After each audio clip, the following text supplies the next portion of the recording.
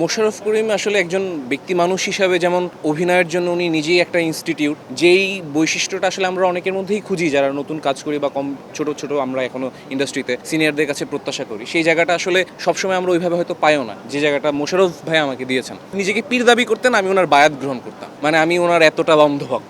মোশাররফ করিম আসলে একজন ব্যক্তি মানুষ হিসাবে যেমন উনি আমার কাছে একজন ফিলোসফার মনে হয়। অভিনয়ের জন্য উনি নিজেই একটা ইনস্টিটিউট, এটাও কম হয়ে যাবে ওনার যোগ্যতা ওয়াইজ, এবং একজন সহ অভিনেতা হিসাবে একজন অভিনেতা হওয়ার চেয়ে হাজার গুণ বেটার উনি।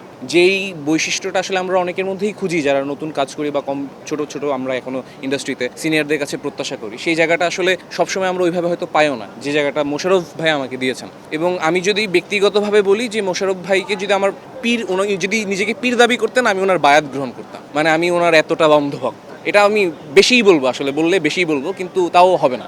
মোশাররফ করিম ইভেন সেটেও কয়েকবার মানে সবার সামনে এই কথাগুলো বলছেন, এবং আমি খুবই লজ্জায়, মনে হচ্ছে যেন ওনার মুখ থেকে এই কথা আমার জন্য বের হওয়া মানে আসলে আমার তো লজ্জায় মরে যাওয়া উচিত। হ্যাঁ হ্যাঁ হ্যাঁ, যাই বলছেন যে এটা, যে তুই খুব খুব ভালো করছিস এবং এটা তোর অনেক দিবে, বা উনি উনি উনি যেভাবে মন খুলে কথা বলেন, শুধু মোশাররফ করিম নয়, আমি যদি বলতে হয় অমিতাভ ভাই কিংবা খসরু ভাই, আমি তো সাকিব খানের কথাও বলতে চাই, ইভেন রায়হান রাফি তাণ্ডব শুটিং চলাকালীন উনি সেটের মধ্যে আমাকে যে কয়েকবার প্রশংসা করেছেন, মানে আমি কৃতজ্ঞ। আমি জানি না আসলে এর বাইরে আমি কি বলতে পারবো। আমি আসলে প্রিভিলেজড বা অনেক বেশি অ্যাফেকশন পাই আলহামদুলিল্লাহ, প্রত্যাশার চেয়েও বেশি কিছু। এখন আমি হয়তো নিজেকে আরেকটু দক্ষ করার চেষ্টা করছি, বা আর আমার আমি যাদেরকে সহশিল্পী হিসেবে পেয়েছি, মোশাররফ করিম, চঞ্চল চৌধুরী, ফজলুর রহমান বাবু, কিং খান সাকিব খান, মানে এরপরে আসলে প্রত্যাশা করার কী বা থাকতে পারে। বাট এখনও রিসেন্টলি একটা কাজ করলাম নিউ, আফসানা মিমি ছিলেন, আফজাল হোসেন ছিলেন, আজিজুল হাকিম ছিলেন, সাদিয়া এমন ছিল।